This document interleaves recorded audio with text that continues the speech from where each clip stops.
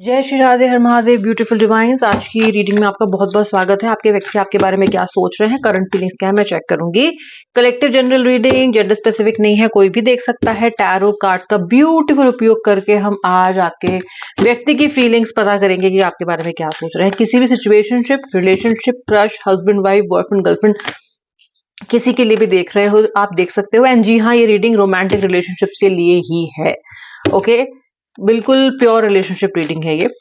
और अभी के अभी रीडिंग को लाइक कर लीजिए ताकि आपका एनर्जी एक्सचेंज हो जाए। श्री राधे, हर हर महादेव। और उसके बाद अपने व्यक्ति का नाम मन में 3 बार लेके हंसता मुस्कुराता चेहरा अपने व्यक्ति का आप एकदम इमेजिन कर लीजिए। ब्यूटीफुल पिक्टोरियल रिप्रेजेंटेशन के बहुत अच्छे एनर्जी के कार्ड्स हैं।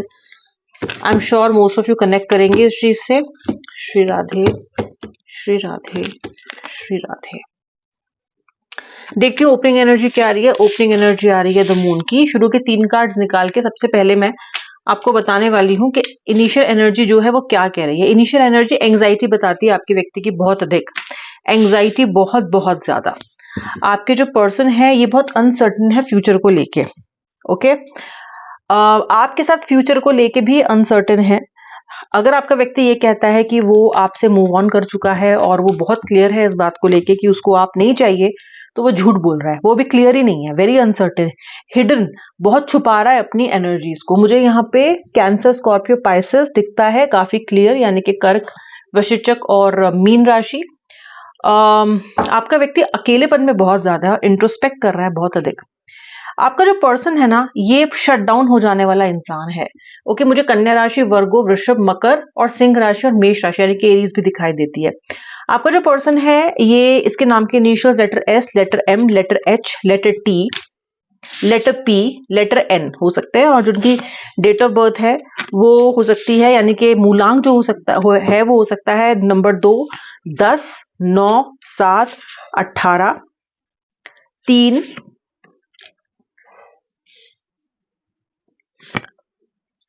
6 यानी कि नंबर 6, नंबर 2, मूलांक उनका भी हो सकता है, आपका भी हो सकता है। और 9 पहले भी आ चुका है, 2 पहले भी आ चुका है। आपके पर्सन ऐसे हैं जो साइलेंट बहुत जल्दी हो जाते हैं जब भी कोई सिचुएशन में उनके पास जवाब नहीं होता या फिर जिसमें उनको कन्फ्रंटेशन में जाना नहीं होता। ये साइलेंट होके अपनी शेल में छुप जाते हैं और आप इस व्यक्ति को निकालने में आपके पसीने छूट जाते हैं बाहर, क्योंकि ये पर्सन अपनी रियल सेल्फ को फिर दिखाना ही बंद कर देता है। मुझे दिख रहा है कि आप में से बहुत सारे लोग मैनिपुलेटिव और अनफेथफुल लवर के साथ डील कर रहे हो, जिसने आपको थर्ड पार्टी के लिए चीट किया है। और आपके लिए ये जो इमोशन है ये इतना हर्टफुल है, क्योंकि आप जो कड़वा सच है वो सुनने को तो तैयार हो। कोई बात नहीं, आपका ये है कि मैं रो लूंगी, मैं रो लूंगा, मुझे बस सच बता दो। लेकिन आप झूठ और फरेब ये बर्दाश्त करने को तैयार नहीं हो, चाहे उसका चेहरा कितना भी सुंदर और प्यारा क्यों ना हो। कहीं ना कहीं आपके व्यक्ति ने फरेब किया है आपके साथ, और ये आपके लिए एक बहुत ही ज्यादा चैलेंजिंग सिचुएशन हो रही है, क्योंकि जो आपके उसूल हैं, आपकी जो वैल्यूज हैं, वो आपको ये अलाउ बिल्कुल भी नहीं करती हैं। आप तो एक इंट्रोस्पेक्ट करने वाले इंसान हो। किसी को चोट पहुंचाते हो ना गलती से भी, तो उसके बारे में भी दिन भर बैठ के सोचते हो कि मैंने गलत किया, मुझे नहीं करना चाहिए था। और यहाँ आपके साथ इतना घोर अनर्थ हो रहा है, तो आपको कहीं ना कहीं ये चीज बहुत ज्यादा चुभ रही है, हर्ट हो रही है। दूसरी चीज है कि आपके व्यक्ति जो आपको लेके थे अनसर्टेन है ना, कनेक्शन को लेके। आपको ऐसा लग रहा है कि इतना लंबा कनेक्शन, इतने सारे वादे, इतनी सारी कस्में, और आज ये व्यक्ति मेरे लिए डिसीजन लेने में इतना ज्यादा क्यों धुंधला रहा है, क्या होगी दिक्कत, क्या ये इसके लिए बीता समय कुछ मैटर नहीं करता। आपके पर्सन की हालत आपके बिना कैसी है? आपके पर्सन की हालत आपके बिना अकेलेपन की है। आपके व्यक्ति को की एनर्जीज बहुत ज्यादा मुझे यहाँ पे कंफ्यूज दिखाई दे रही हैं। वो जो भी कर रहा है फिलहाल अकेला कर रहा है, या फिर अगर ये व्यक्ति लोगों से घिरा हुआ भी है, अगर ये व्यक्ति चलिए थर्ड पार्टी सिचुएशन में भी है, तो भी ये थर्ड पार्टी के साथ अपनी एनर्जीज में उसके साथ नहीं है। इसकी एनर्जी सिर्फ और सिर्फ आपके लिए सोच रही है। मुझे साफ दिखता है कि आपका व्यक्ति सिर्फ और सिर्फ आपके लिए सोचता है। अब ऐसा है क्यों? इतना कुछ होने के बाद, व्यक्ति का इतना क्लियरली कहने के बाद कि उसको ये रिश्ता नहीं चाहिए, फिर भी वो उस कनेक्शन से निकला क्यों नहीं है अब तक? आखिर क्यों अभी भी ये व्यक्ति वापस लौटने की कहीं ना कहीं एक उम्मीद रखता है। ऐसा इसलिए है क्योंकि इसने अपनी मर्जी से आपको नहीं छोड़ा है, इसने हालात के अंतर्गत आपको छोड़ा है। ये ओवरवेल्म हो गया सिचुएशन से, आपको फेस नहीं करना चाहता था। कैसे कहता है ना, खिसियाई बिल्ली खम्बा नोचे। तो क्योंकि आपके सवाल बहुत ज्यादा बाणों की तरह इसकी तरफ आ रहे थे, तो इसने आपको एकदम से नीजक रिएक्शन के अंतर्गत आपको छोड़ने की बात कह दी। ये व्यक्ति डिनाइल में है अभी कि इसका आपके बिना रहना मुश्किल है, क्योंकि ये व्यक्ति फील कर रहा है कि आपके बिना ये बहुत बहुत अकेला है, लेकिन ये डिनाइल में रह रहा है। ये इस बात को एक्सेप्ट नहीं करना चाहता, क्योंकि एक्सेप्ट करने का मतलब है ये एक्सेप्ट करना कि आप इसके लिए कितने इंपॉर्टेंट इंसान हो, कि आपसे दूर होने के बाद इसकी तो दुनिया ही एकदम पलट गई है, बिल्कुल बेरंग हो गई है, बिल्कुल ब्लैक एंड व्हाइट लाइफ मुझे आपके व्यक्ति की दिखाई देती है आपके बिना। तो इसको जो अब और रिजेंट भी कर रहा है ये आपको, क्योंकि इसको लगता है कि आपने बात का बतंगड़ बनाया है, आप अननेसेसरीली बहुत ज्यादा सवाल जवाब कर रहे हो। अगर आप ये नहीं करते तो इस रिश्ते की सिचुएशन ऐसी होती ही नहीं। तो ये व्यक्ति आपकी सच्चाई को रिजेंटमेंट में जा रहा है, आपकी सच को, आपके जो आपने क्वेश्चंस किए हैं उनसे नफरत कर रहा है कि अगर इसने क्वेश्चंस पूछे ही ना होते, अगर इसने मुझसे सवाल जवाब किए ही ना होते, तो आज हम दोनों दूर ना होते।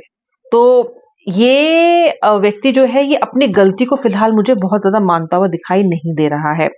हाँ, ये ज़रूर है कि ये आपको मिस कर रहा है, ये ज़रूर है कि आपके लिए आपको अपने पास ना पाके ये व्यक्ति बिल्कुल खुश नहीं है, लेकिन झुक के आना ये व्यक्ति नहीं चाहता है। इसके कॉन्ट्ररी आपकी एनर्जी इस वक्त मुझे बहुत ज्यादा मेंटली ओवरलोडेड लग रही है। सबसे बड़ा कारण यह है कि आप इस व्यक्ति से बेइंतहाशा प्यार करते हो।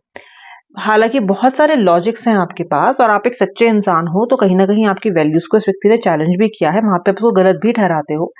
लेकिन जो एक बेसिक एनर्जी है आपकी इस व्यक्ति के साथ, वो तो प्रेम की ही है, आप इसे बहुत ज्यादा प्यार करते हो।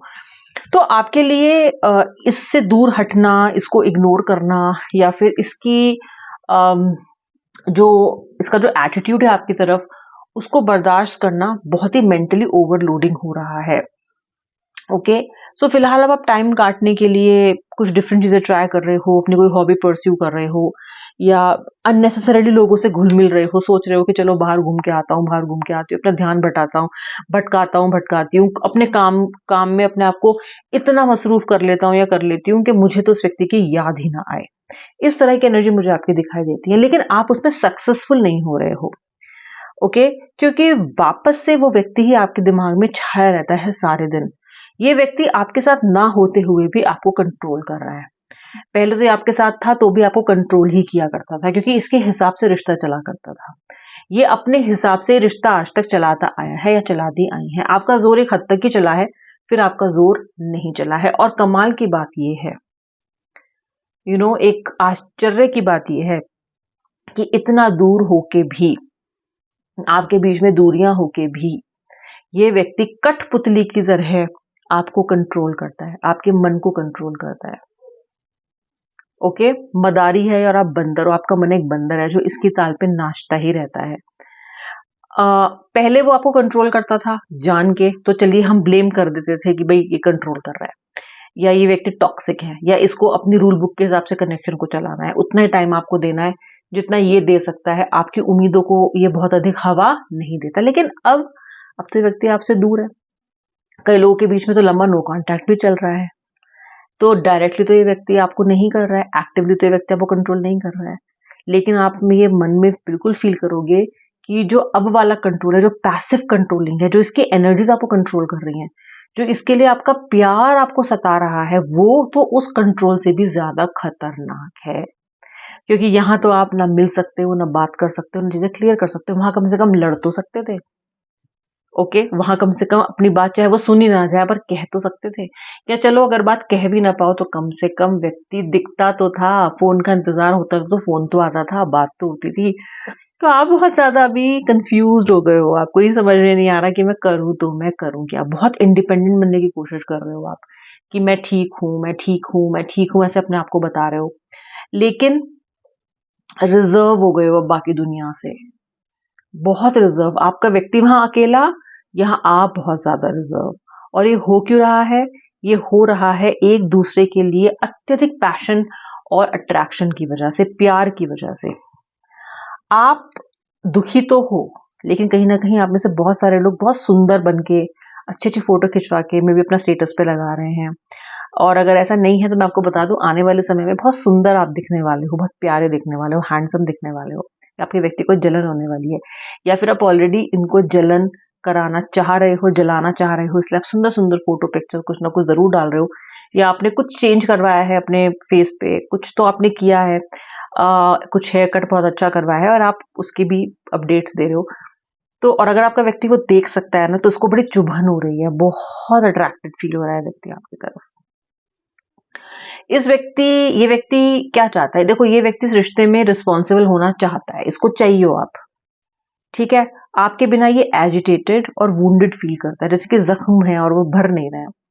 अकेला चल रहा है, आसपास आपको चाहता है लेकिन आप दिख नहीं रहे हो, दूर दूर तक नहीं दिख रहे हो, आपकी एनर्जीज नहीं दिख रही हैं, आपकी काइंडनेस, आपका कंपैशन कुछ नहीं मिल रहा है उसको। आप जो अडोरेबल बातें किया करते थे वो भी इस व्यक्ति को फिलहाल ये मिस कर रहा है, उसको दिख नहीं रही है वो अडोरेबल बातें आपकी।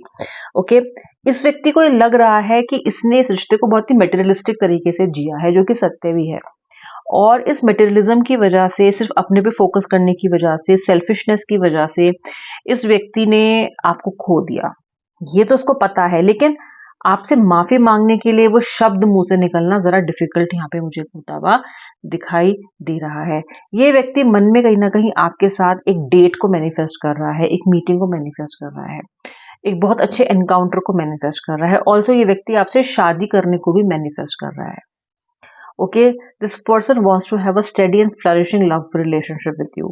ये अब आपके साथ एक मैरिड लाइफ को मैनिफेस्ट कर रहा है।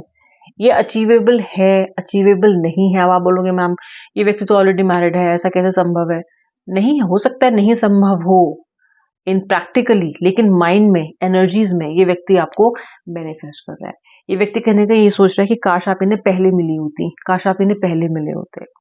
मुझे ऐसा भी दिखाई देता है कि किसी किसी के पार्टनर ने या तो शादी कर ली है और फिर से वो आपके पास आने की कोशिश कर रहा है, क्योंकि ये व्यक्ति आपको भूला नहीं है, और इसके कहीं ना कहीं इस कदम ने, इसकी मैरिज ने आपको तोड़ के झंझोड़ के रख दिया। तो आप उस तरह से रिश्ते में वापस नहीं आ पा रहे हो, बट ये पर्सन भी आपका पीछा नहीं छोड़ रहा है। तो मैरिज मुझे डिफरेंट डिफरेंट तरीके से यहाँ पे मैनिफेस्ट होती हुई दिखाई दे रही है। ओके, और आप बहुत से लोगों के साथ हो, लेकिन फिलहाल आप केवल अपने पे ही फोकस कर रहे हो, फिलहाल अपने ही साथ रहना चाहते हो, ज्यादा बातचीत नहीं करना चाहते हो, ज्यादा मिलना नहीं चाहते, ज्यादा घुलना नहीं चाहते हो लोगों से, और इस रिश्ते को आप देखना चाहते हो कि how does it evolve. You are giving some time, आप थोड़ा समय दे रहे हो कि मैं देखती हूँ क्या होता है, let me wait and watch.